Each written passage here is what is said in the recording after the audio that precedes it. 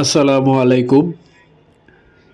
আগে একটা কথা খুব গর্ব করে বলতাম, চট্টগ্রাম শহরে নাকি খুব বেশি শীত পড়ে না, আবার গরমকালেও খুব বেশি গরম লাগে না।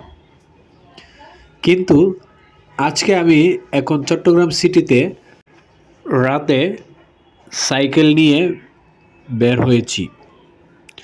চারপাশে কুয়াশা, ঠান্ডা বাতাস, আর আমার নিজেরই মনে হচ্ছে চট্টগ্রামের শীত কিন্তু সত্যিই বদলে যাচ্ছে।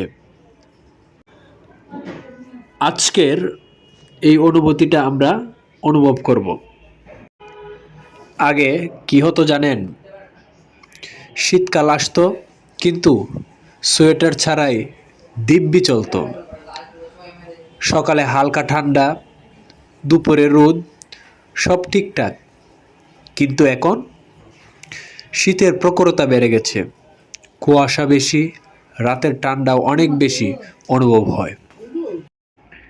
বিশেষ করে যারা রাতের বের হয়, রিক্সাওয়ালা, বাইকার, সাইকেলিস্ট, তারা এটা সবচেয়ে বেশি বুঝতে পারে।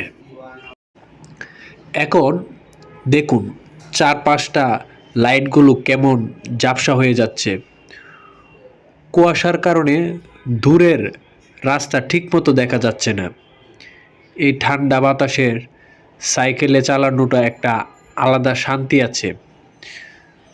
কোলাহল কম, মানুষ কম, শহরটা যেন একটু থেমে গেছে।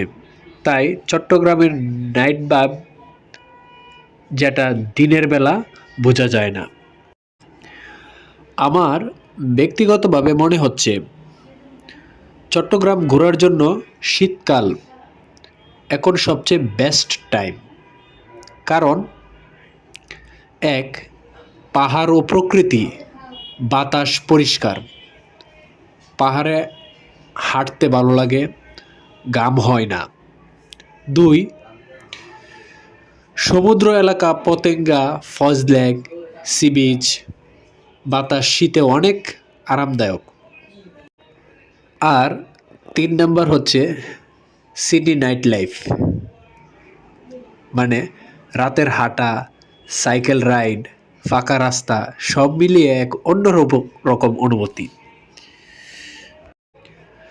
সত্যি কথা বলতে কি, এই পরিবর্তনটা শুধু চট্টগ্রামে না, সারা দেশেই হচ্ছে। আমরা হয়তো আগে গুরুত্ব দেইনি, কিন্তু এখন শীতটা শরীরে লাগছে।